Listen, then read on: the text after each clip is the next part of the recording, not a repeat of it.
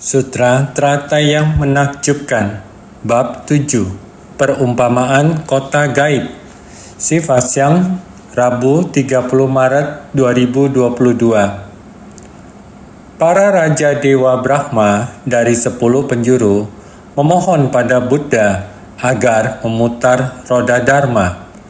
Episode 1029. Kembali pada kedemikian dari pencerahan hakiki dengan menumpang pada jalan dari kedemikian, dari benih sebab muncul buah akibat, serta mencapai pencerahan sempurna, dinamakan Tata Gata. Dengan menumpang pada jalan dari kedemikian, datang ketiga kelompok alam untuk mengubah dan menyelamatkan para makhluk, makanya disebut Tata Gata. Adalah Tata Gata dengan tubuh perbuahan. Tata Gata, kedengarannya sangat-sangat jauh jaraknya dari kita, karena dia tertinggi dan tiada tara. Kita adalah makhluk awam rendahan. Benar-benar kita harus mengakui bahwa kita adalah makhluk awam. Tata Gata, tertinggi dan tiada tara. Jarak antara kita dan Tata Gata tampaknya sangat jauh, sangat panjang. Apakah benar sampai begitu jauhnya? Dalam hakikat kita, setiap orang dengan Tata Gata adalah satu. Kita dengan Tata Gata. Tata Gata di dalam tubuh kita dan batin kita. Di dalam hakikat kita. Tetapi kita tetaplah makhluk awam. Makhluk awam karena sangat banyak prinsip kebenaran yang kita tidak mampu memahaminya sampai tuntas. Prinsip dari kebenaran sangat jauh dari kita. Banyak teori yang hanya teori di mulut saja. Apa yang saya katakan, itulah yang kalian dengarkan. Hanya didengarkan, dibicarakan. Seperti sebuah teks sutra. Ada lagi yang lain. Ada orang yang menjelaskannya seperti ini. Menggigit kata dan mengunyah karakter. Cermat tentang hal-hal kecil dari kata-kata. Kata demi kata, kalimat demi kalimat. Pergi mencari apa yang dikatakan para leluhur. Benar. Apa yang dikatakan biksu agung dan praktisi senior zaman dulu hanya di dalam teks ini, terus mencari prinsip dalam teks tertulis dan prinsip. Apakah kita dari zaman kuno? Pada kalpa sebanyak butiran debu sebelumnya telah memiliki prinsip kebenaran? Prinsip kebenaran yang sebenarnya telah kita miliki. Ada di dalam istilah bahwa prinsip kebenaran berada jauh dari kita, atau esensi ada di dalam batin kita. Kita setiap orang pada dasarnya memiliki sifat hakiki tatata. Apakah kita mau mengakuinya? Mengakui bahwa kalpa sebanyak butiran debu sebelumnya. Buddha Mahabhitna Nanabipu. Penembusan besar itu. Artinya, dari jalan ini hingga ke jalan sana, prinsip yang jauh dan tidak terbatas. Penembusan besar pada saat itu, dengan jalan kita di sini, apakah kita dapat menembusnya? Karena, jika kita menganggapnya Tata Gata dari masa kalpa sebanyak butiran debu sebelumnya, Tata Gata Mahabhitna Nanabipu adalah sesuatu yang berbeda dari kita, maka itu sangat jauh dari kita. Jika kita mengakui bahwa penembusan besar dan kebijaksanaan unggul adalah sumber dari prinsip. Prinsip adalah sama sejak zaman kuno. Prinsip yang sama, hanya saja kita tidak mengakuinya. Selalu membuat pembagian untuk prinsip ini. Tidak berhenti membedakannya. Dari teks tertulis, lalu mencari yang lain. yang lain, yang lain, yang lain lagi. Dalam teks tertulis terus-menerus berputar di sana, maka kita tidak akan menemukan jalan keluar selamanya. Kita hanya menggigit teks tertulis ini. Bagaimana menggigitnya juga tidak akan pecah. Semoga kita semua dapat menyerap dharma ke dalam batin. Kedemikian dari pencerahan hakiki. Setiap orang memiliki pencerahan hakiki. Setiap orang memiliki sifat hakiki yang demikian adanya. Pencerahan hakiki, sifat hakiki yang demikian adanya, hanya saja kita jauh dari mereka. Apakah kita jauh dari hakikat? Ataukah kita jauh dari fenomena? Hakikat kita tidak jauh, tetapi fenomena kita jauh. Jika kita dapat memiliki pemahaman yang jelas, pada waktu yang lama ini, ruang kosong ini telah ada wujud ruang dan waktu. Fenomena telah berubah, tetapi prinsip pada dasarnya tanpa wujud. Prinsip kebenaran pada dasarnya adalah tanpa wujud. Selamanya tetap tidak berubah. Jadi, kita selamanya memiliki sifat demikian adanya. Pencerahan hakiki kita. Kedemikian dari pencerahan hakiki selamanya tanpa wujud, tidak berubah. Tapi, waktu dan ruang terjadi perubahan. Waktu akan terus berlalu. Baru ada kata nama kalpa sebanyak butiran debu.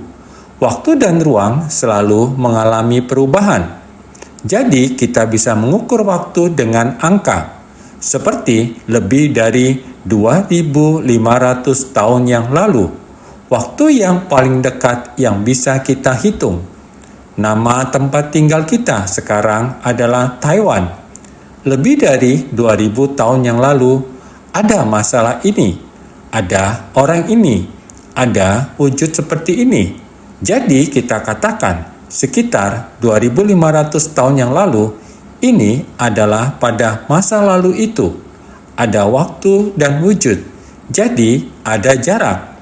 Kita sekarang bisa tahu jarak dari Taiwan ke Nepal, yang dulunya adalah kerajaan Kapila Wastu.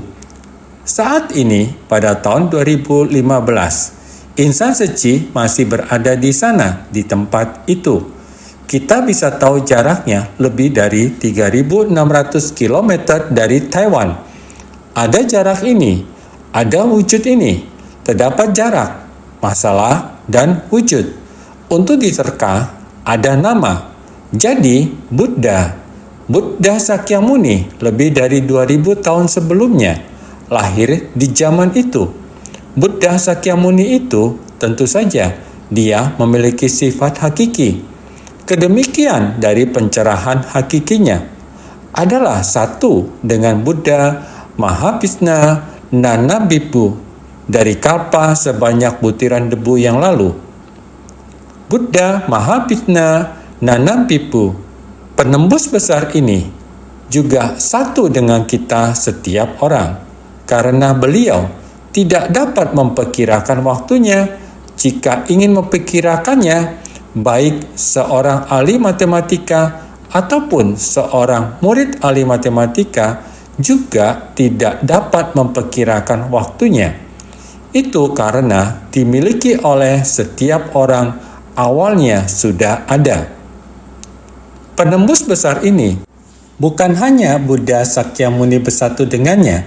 Sebenarnya kita setiap orang juga berpadu dengan alam semesta, memiliki esensi yang sama dengan penembus besar, menjangkau prinsip kebenaran dari dharma alam pada alam semesta. Sumbernya adalah dari sana. Hanya saja kita benar-benar manusia awam, tidak tahu beberapa lama yang lalu kita demikian dalam kegelapan batin. Sering berkata demikian. Namun, apakah kita mengakuinya bahwa dari sejak masa tampak awal yang lalu mulai menciptakannya, dari sebersih niat kegelapan batin, tidak tahu melewati beberapa kalpa yang tak terhingga, sebab dan kondisi, karena hukum karma. Di tengah balasan karma, kita menciptakan benih sebab lagi. Di tengah benih sebab, kita menjalin jodoh baik dan buruk lagi. Di tengah jodoh baik dan buruk, terus mengakumulasi dan menghasilkan buah. Demikian dari buah karma kembali menerima balasan. Balasan karma baik dan buruk. Demikianlah siklusnya. Tidak berhenti membuat kita mengakumulasi buah karma. Sebuah benih mengandung lautan buah. Benih karma sangat kecil, tetapi dapat menghasilkan demikian banyak buah karma dari kehidupan ke kehidupan. Sudah berapa lama terakumulasi? Bagaimana kita bisa kembali ke keadaan semula? Bagaimana kita mengumpulkan kembali akumulasi dari buah ini? Kembali ke satu benih karma yang sangat kecil itu. Benih itu sangat kecil, kedemikian dari pencerahan hakiki kita. Harus bagaimana kembali lagi? Metodenya bisa dengan menumpang pada jalan dari kedemikian. Kita harus kembali pada prinsip kebenaran dari sifat hakiki tatata. Kita harus kembali ke keadaan semula. Dari benih sebab muncul buah akibat. Kita sekarang, sebelumnya kita juga dikarenakan sebersit kegelapan batin, muncul benih tersebut, penyebab tersebut, jadi buah yang terakumulasi. Kita sekarang di antara buah tersebut adalah buah seumur hidup kita. Kita di antara buah tersebut, karena di kehidupan saat ini kita adalah demikian. Masing-masing terlahir dari latar belakang keluarga yang berbeda. Proses kehidupan masing-masing tidak sama, tetapi kita semua memiliki jalinan jodoh seperti ini. Jadi akhirnya kita melatih diri di bodi manda yang sama. Ada orang yang sudah membagikan tekad luhur, melepas cinta kasih individu, memasuki keluarga besar, mempunyai tekad yang sama untuk mengemban misi tata gata. Ada orang yang buah karmanya sudah ada keluarga kecil masing-masing. Dari keluarga kecil masing-masing, dia bisa membangkitkan tekad luhur. Terlebih dahulu membimbing orang yang ada di dalam keluarga kecil, baru masuk ke tengah masyarakat. Akan tetapi mempunyai tekad yang sama, menapaki di jalan suci. Adalah menapaki jalan bodhisattva di dunia. Ajaran Jingxi adalah giat mempraktikkan jalan kebenaran. Tepatnya harus giat, harus masuk ke tengah orang banyak. Mazhab suci adalah jalan bodhisattva di dunia. Bersungguh hati, dengan demikian, walaupun kita dengan jalinan jodoh yang berbeda, tetapi kita menapaki jalan yang sama. Kita semua merasakan perasaan yang sama. Membantu seperti ini adalah menapaki jalan bodhisattva. Menapaki jalan bodhisattva ini masuk ke tengah orang banyak, tidak terpengaruh oleh kegelapan dan noda batin orang banyak. Setelah membantu dan kembali, masih tetap diri sendiri. Hanya saja batin merasakan sukacita leluasa, membantu orang itu terbebas dari keadaan buruk dan penderitaannya. Batin kita mendapatkan sesuatu. Saya memiliki pengalaman melakukan hal ini. Adalah semua orang bersama-sama, bersatu hati bersama-sama menyelesaikannya. Ini adalah dalam kehidupan menciptakan benih demikian. Dan benih ini kemudian disimpan di lahan kesadaran ke-8, di kesadaran ke-8, karena sumbangsinya tidak terpengaruh noda batin orang banyak, tidak mencari ketenaran dan keuntungan, sehingga dia juga tidak berharap balasan. Benih ini adalah murni, dia kembali ke kesadaran ke-9, itu adalah sifat hakiki yang demikian adanya. Dia adalah murni tak ternoda. Murni tak ternoda seperti ini, bersumbangsi tanpa pamrih. Benih ini adalah benih sebab yang murni. Ini adalah dari sifat kebuddhaan. Setulus hati bersumbangsi, tanpa pamrih, tanpa ternoda, hanya saja penuh sukacita dalam dharma. memperkuat tekad pembinaan diri kita. Dibentangkan jalan di dunia ini, inilah jalan bodhisattva, yaitu perlu mengendarai sama seperti menggunakan dharma ini, mengendarai kendaraan ini, kereta lembu putih yang besar, berjalan di jalan yang sangat berlimpah ini, maka menumpang pada jalan dari kedemikian, dari benih sebab. Kita menggunakan hati Buddha, ini adalah benih sebab. Hati Buddha demikian adanya, sifat hakiki kita. Dari benih sebab ini, sifat hakiki yang murni, tidak ada permintaan apa-apa, hanya bersumbangsi demi penderitaan makhluk hidup. Bersumbangsi seperti ini. Bagaimana muncul buah akibat?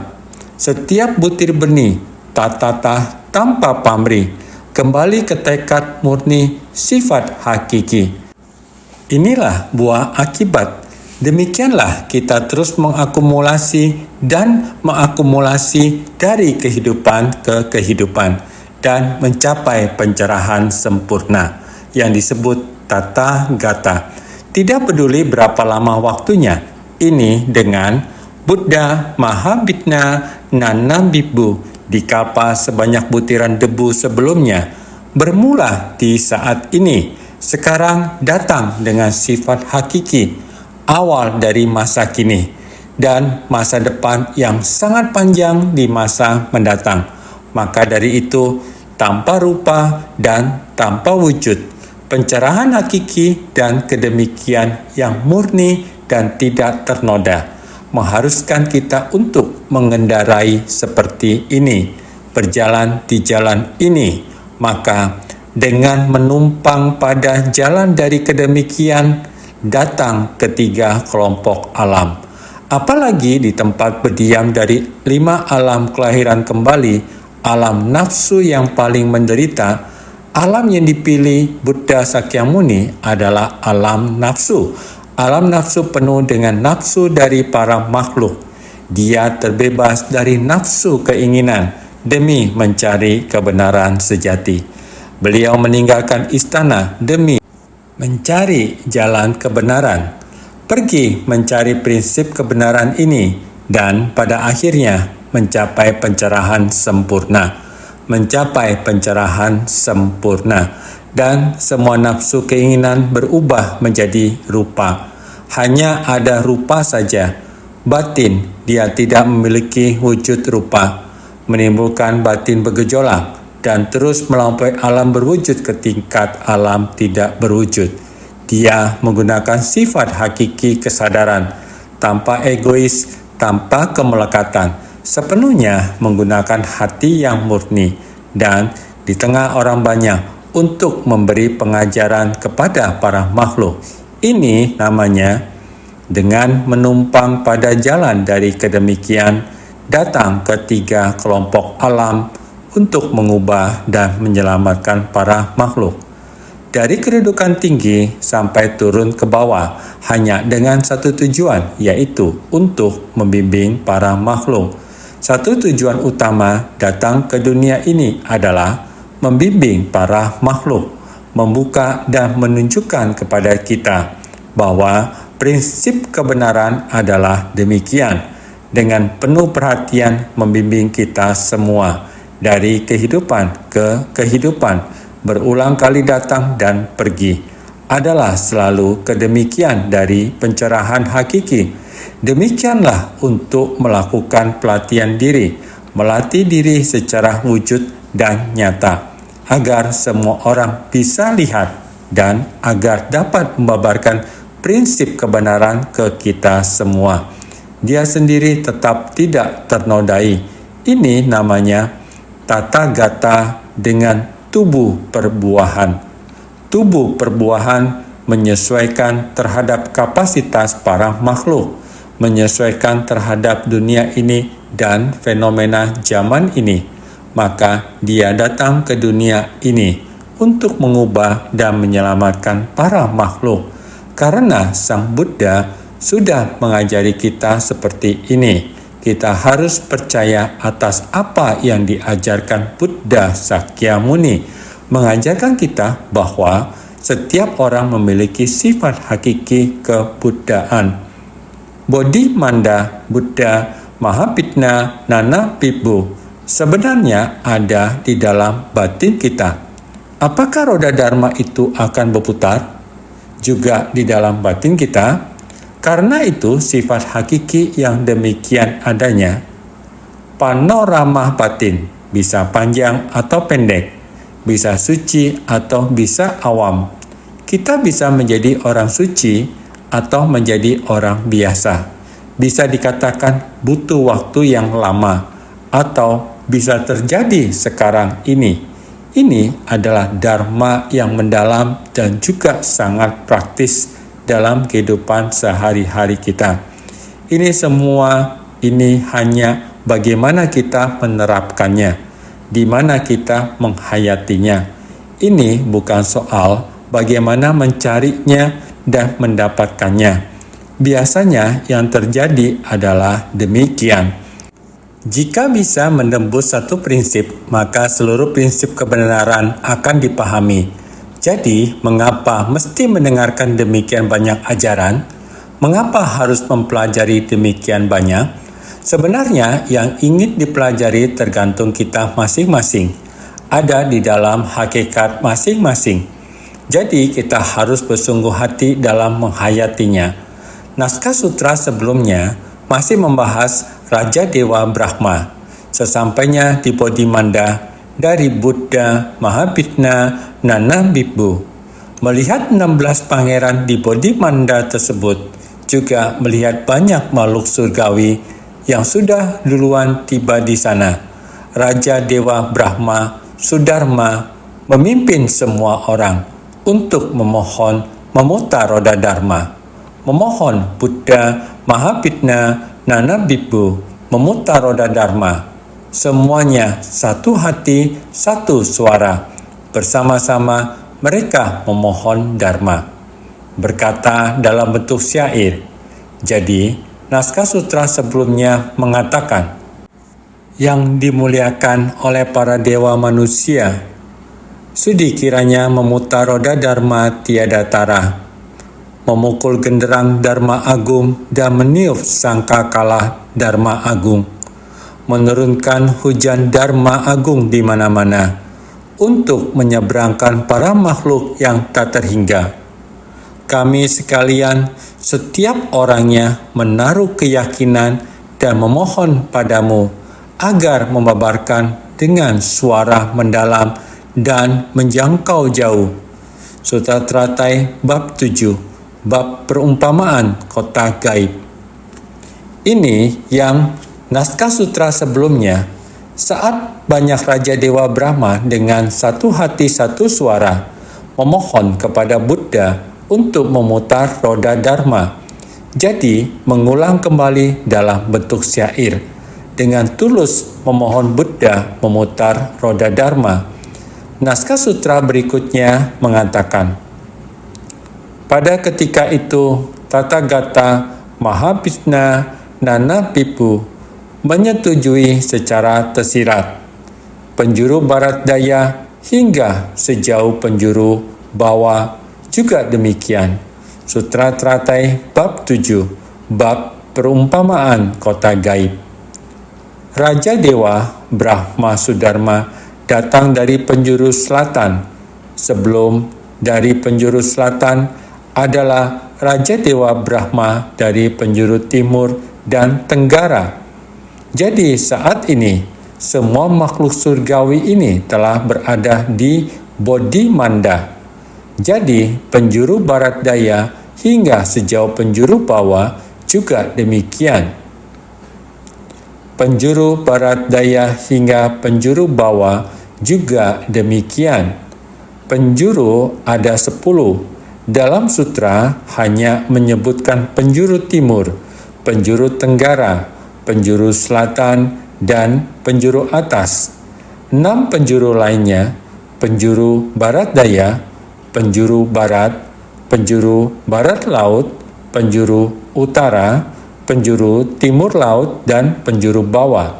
Sebenarnya mereka yang berasal dari penjuru barat daya hingga penjuru bawah, juga demikian para dewa Brahma dan istananya, sama seperti dengan sebelumnya yang disebutkan, dari penjuru timur, tenggara, selatan. Sebenarnya penjuru selatan telah disebutkan, tetapi ada juga penjuru tenggara, penjuru atas dan penjuru bawah. Mereka juga sama. Ketika penjuru selatan disebutkan, kita tahu bahwa ini juga termasuk penjuru barat daya. Para raja dewa Brahma ini dan mereka yang ada di penjuru atas dan penjuru bawah adalah sama. Mereka semua dipancarkan cahaya. Karena pancaran cahaya itu, seluruh istana surga Brahma menjadi terang benderang. Semua orang sangat ingin tahu tentang pertanda baik ini, sehingga mereka pergi mencari ke penjuru utara. Berdasarkan satu penjuru ini, mereka memahami setelah penjuru selatan, termasuk barat daya, penjuru atas, dan penjuru bawah, semuanya datang. Jadi, keenam penjuru. Ada barat daya, penjuru barat, barat laut, juga penjuru utara, timur laut, dan penjuru bawah. Selain ketiga penjuru yang telah disebutkan tadi, terdapat juga 6 penjuru lainnya. Sebenarnya, mereka semua melihat pemandangan yang sama. Jadi, 6 penjuru lainnya juga dikarenakan adanya cahaya, terkejut dan bertanya, di antara 6 penjuru ini, semuanya sama melihat cahaya ini. Semua orang terkejut dan senang, sehingga mereka saling bertanya. Sebelumnya sudah kita katakan bahwa mereka mencari cahaya hingga sampai ke tempat Buddha. 6 penjuru lainnya juga dikarenakan adanya cahaya, terkejut dan bertanya. Mereka mencari cahaya hingga mencapai tempat Buddha, lalu memohon Buddha agar memutar roda Dharma. Masing-masing dari mereka adalah sama, makanya dikatakan hingga sejauh. 6 penjuru ini dan bentuk dari 3 penjuru sebelumnya adalah sama, saling bertanya, istanaku adalah demikian, bagaimana dengan istanamu? Keduanya melihat adanya cahaya, wujud yang disukai, juga sikap yang muncul. Semuanya saling bertanya dan menelusuri wujud yang ada. Semua orang memutuskan mengikuti satu arah yang sama, dari penjuru tenggara menuju ke penjuru barat laut untuk mencari, masing-masing dari penjuru yang berbeda, tetapi menuju ke satu arah yang sama untuk mencari. Inilah cahaya, bumi cahaya cemerlang. Tempat cahaya cemerlang ini tidak bergerak. Prinsip kebenaran ini bertahan selamanya dan tak tergoyahkan dalam kalpa sebanyak butiran debu sebelumnya. Demikianlah tak tergoyahkan. Sekarang ini juga tak tergoyahkan. Kebenaran sejati juga sama, bertahan selamanya, tak tergoyahkan. Adalah masalah dan rupa. Ada penjuru timur, barat, selatan, utara. 4 mata angin tengah, tenggara, barat daya, barat laut, dan timur laut, atas dan bawah. Inilah yang disebut 10 penjuru. Ini adalah masalah dan rupa, memiliki arah.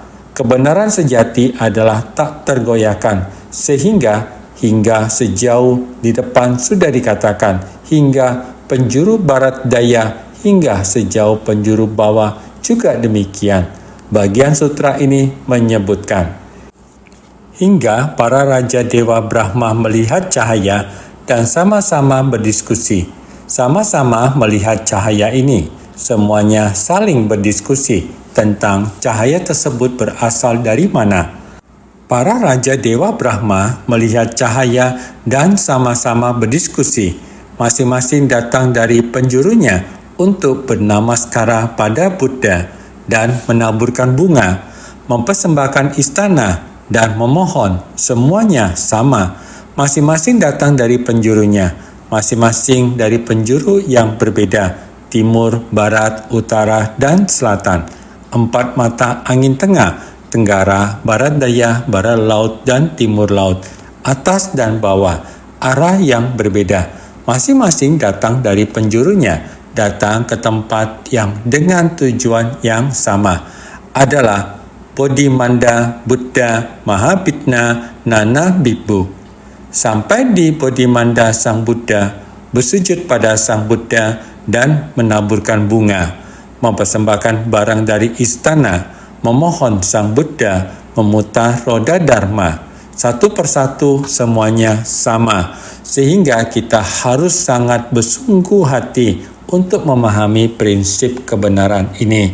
Kebenaran selamanya ada, tidak berubah, selamanya sama, tanpa awal dan akhir. Ini adalah kebenaran sejati. Naskah sutra berikutnya mengatakan, pada ketika itu, pada 5 juta koti negeri di penjuru atas, para raja dewa Brahma masing-masing melihat sendiri kalau istana yang dihuni semuanya disinari oleh cahaya terang yang cemerlang dan mengesankan, di mana tidak pernah terjadi sebelumnya. Mereka penuh sukacita dan gairah, memunculkan kondisi batin yang langka.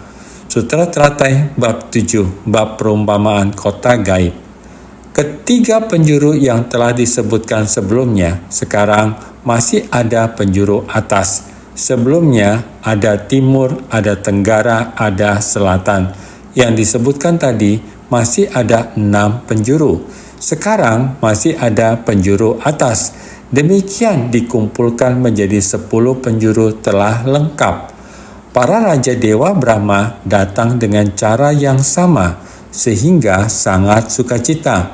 Sama melewati puluhan juta koti negeri, semua Raja Dewa Brahma ini. Raja Dewa Brahma dari penjuru atas juga sudah melihat cahaya. Jadi cahaya ini tidak hanya bersinar datar, bersinar ke atas, bersinar ke bawah, 4 sisi 8 penjuru, atas dan bawah. 10 penjuru. Cahaya ini bersinar ke atas dan ke bawah.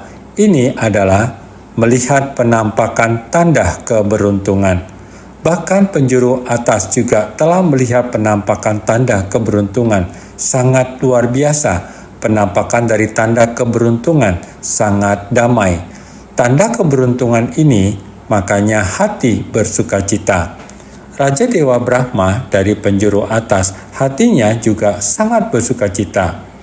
Mereka penuh sukacita dan gairah, memunculkan kondisi batin yang langka, melihat penampakan tanda keberuntungan, makanya hati bersukacita. Para bodhisattva dalam pembinaan diri senantiasa menjalankan praktik dari 6 paramita untuk memberi manfaat pada semua makhluk. Itulah sebabnya diri sendiri dan orang lain semuanya penuh sukacita dan gairah. Karena cahaya keberuntungan terlihat di surga Brahma penjuru atas, hati selalu sangat sukacita. Ini pasti para bodhisattva dalam pembinaan diri senantiasa menjalankan praktik dari 6 paramita untuk memberi manfaat pada semua makhluk. Diri sendiri dan orang lain juga timbul sukacita. Hati penuh sukacita dan gairah yang seperti ini. Melihat tanda keberuntungan ini memiliki perasaan demikian. Jadi kalau kita bersama dengan orang baik, bersama dengan orang yang ada pengasuhan diri, hati kita bisa selalu bersukacita, sangat leluasa. Perasaan selalu terasa sangat beruntung. Prinsip yang sama. Cahaya ini, cahaya adalah prinsip kebenaran. Cahaya ini bisa menyinari. Seharusnya karena ada akumulasi demikian. Jadi ada sinar cahaya seperti ini, sangat sukacita dan gairah. Naskah sutra selanjutnya mengatakan, mereka segera saling berkunjung untuk mendiskusikan hal ini. Cahaya ini sungguh ada kelembutan dan kedamaian seperti ini. Cahaya terang seperti ini, jadi semua orang sangat bersukacita. Datang mendiskusikan hal ini. Mereka segera saling berkunjung untuk mendiskusikan hal ini. Apa sebab musabab sehingga istana-istana dari kita sekalian memiliki cahaya terang ini? Lantas di antara pesamuan itu terdapat seorang raja Dewa Maha Brahma bernama Sikin, berkata pada kumpulan Brahma dalam bentuk syair. Sutra Teratai bab 7, bab perumpamaan kota gaib. Raja Dewa Brahma saat ini bernama Sikin. Sebelumnya, Raja Dewa Brahma dari selatan disebut Sudharma. Sosok yang sekarang ini disebut Raja Dewa Brahma Sikin, penjuru ini berada di tempat ini. Raja Dewa Brahma sebelumnya menanyakan demikian. Sekarang berada di tempat ini juga demikian. Dikarenakan adanya cahaya, terkejut dan bertanya. Raja Dewa Brahma Sikin mengumpulkan mereka untuk berdiskusi dan mencari tahu. Mengumpulkan semua Raja Dewa Brahma untuk mencari tahu dari mana cahaya itu berasal.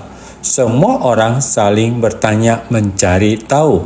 Mereka segera saling berkunjung untuk mendiskusikan hal ini. Apa sebab musabab sehingga istana-istana dari kita sekalian memiliki cahaya terang ini? Ingin mencari tempat asal daripada tanda keberuntungan berupa cahaya ini. Jadi mereka mendiskusikan hal ini. Istana-istana kita, mengapa memiliki cahaya terang demikian? Ingin mencari tempat asal daripada tanda keberuntungan berupa cahaya ini. Jadi mereka mendiskusikan hal ini. Semua orang baik-baik mempertimbangkan prinsip kebenaran ini. Memberi perasaan kepada kita yang begitu sukacita, begitu lembut, seperti berkumpulnya bodhisattva, seperti praktisi agung memancarkan cahaya lembut itu. Sebenarnya, di mana tempat itu? Orang seperti apa telah mencapai kebuddhaan? Semestinya cahaya terang dari seseorang yang telah lama menapaki jalan bodhisattva dan mencapai kebuddhaan. Masa lalu kita bertanya, apakah orang berkebajikan besar telah lahir di surga? Atau seorang Buddha? Di sini tidak mengatakan bahwa seseorang berkebajikan besar telah lahir di surga. Mereka bertanya, apakah bodhisattva, seseorang yang telah lama menapaki jalan bodhisattva dan telah mencapai kebuddhaan? Jadi, yang diyakini Raja Dewa Maha Brahma Sikin. Jadi, lantas di antara pesamuan itu terdapat seorang Raja Dewa Maha Brahma bernama Sikin. Ini tentang Raja Dewa Maha Brahma, di mana melalui pelatihan dhyana berhasil mengubah batin penuh nafsu keinginan menjadi api kebijaksanaan. Makanya dinamakan Sikin. Dia sangat bijaksana. Di depan ada Adi Matra Karunika. Ada dharma menakjubkan, Sudharma. Sekarang ada juga kebijaksanaan. Masih ada yang paling awal dari arah timur. Sarwa Satwa Trata, menyelamatkan segalanya. Ada 4 Raja Dewa Brahma.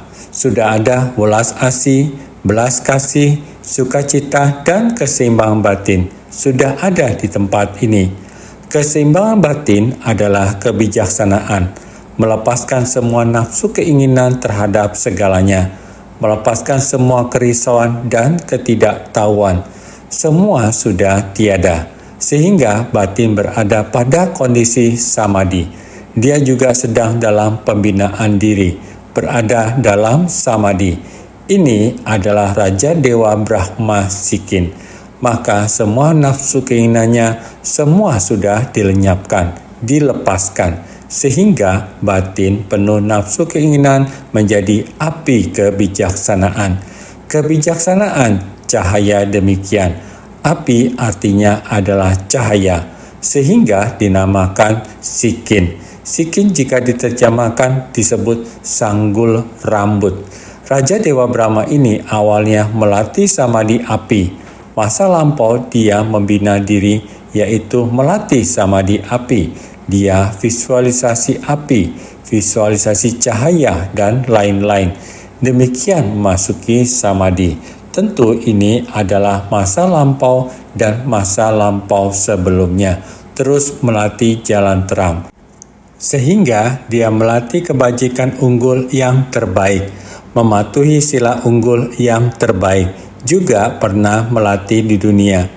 Praktik bodhisatwa demikian, maka dia terlahir di alam surga. Apalagi terlahir di alam surga Brahma, maka disebut Sikin. Sehingga raja ini awalnya melatih samadhi api dan menghancurkan delusi dari alam nafsu. Delusi dari alam nafsu, dia telah melenyapkannya, mendapatkan nama dari kebajikan ini. Sikin artinya sanggul rambut. Raja ini awalnya melatih samadhi api dan menghancurkan delusi dari alam nafsu, mendapatkan nama dari kebajikan ini. Dia demikian melatih diri, melatih sampai kebajikan unggul yang terbaik, tertinggi, dan tiada tara. Juga mematuhi sila unggul yang terbaik.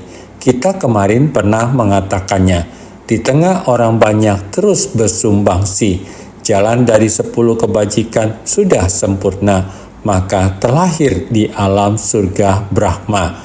Keinginan dunia fana telah dilenyapkannya. Tetapi sekarang masih ada sedikit delusi bagaikan debu pasir yang sama, maka dia telah pernah menjalankan praktik bodhisatwa, tetapi masih terlahir di alam surga Brahma, menikmati berkah surgawi. Inilah Raja Dewa Brahma Sikin. Raja Dewa Brahma Sikin adalah penguasa alam surga pada alam berwujud, selalu membabarkan dharma untuk terbebaskan dari nafsu keinginan kepada para dewa. Ketika para Buddha muncul di dunia, juga menjadi orang utama yang memohon agar diputarkan roda dharma. Dia berkata pada kumpulan Brahma dalam bentuk syair, penguasa alam surga pada alam berwujud adalah penguasa alam surga pada alam berwujud tiada keinginan, menikmati banyak berkah, tetapi batin dalam kondisi penuh berkah, sehingga tidak muncul nafsu keinginan, selalu membabarkan dharma kepada para dewa. Dharma untuk terbebaskan dari nafsu keinginan. Yang dibabarkan adalah bebas dari nafsu keinginan. Bagaimana terbebaskan dari nafsu keinginan? Dia sangat jelas prinsip kebenaran ini. Ketika para Buddha muncul di dunia, dia memohon agar diputarkan roda dharma. Dia telah tiba, mulai memohon agar diputarkan roda dharma. Orang paling utama yang memohon Buddha memutar roda dharma. Buddha Mahabhidna Nanabibhu selalu berdiam diri. Orang utama yang memohon agar diputarkan roda dharma, sehingga dia berkata pada kumpulan Brahma dalam bentuk syair. Orang utama yang memohon agar diputarkan roda dharma telah keluar. Naskah sutra berikutnya mestinya telah dimulai. Orang utama yang memohon agar diputarkan roda dharma telah muncul, menandakan para Raja Dewa Brahma dari 10 penjuru telah berkumpul di tempat ini, telah tiba. Sama juga harus ada tata susila, telah tiba. Ini adalah naskah sutra yang selanjutnya lagi. Bagaimana memohon dharma? Inilah di mana Buddha menantikan kesempatan yang tepat, mensetujui secara tersirat. Sampai saat ini, Raja Dewa Mahabrahma Sikin, penguasa alam surga pada alam berwujud, juga telah sampai, sehingga kita harus mengakui ajaran Buddha tidak tergoyahkan pada sifat dasar murni dan jernih dari setiap orang. Setiap orang memiliki prinsip kebenaran, kedemikian dari pencerahan hakiki, kebijaksanaan hakiki yang demikian adanya. Semua orang seharusnya memiliki prinsip kebenaran. Tidak peduli seberapa jauh, juga ada pada saat ini. Sehingga sekarang kita mendengarkan dharma juga harus lebih bersungguh hati.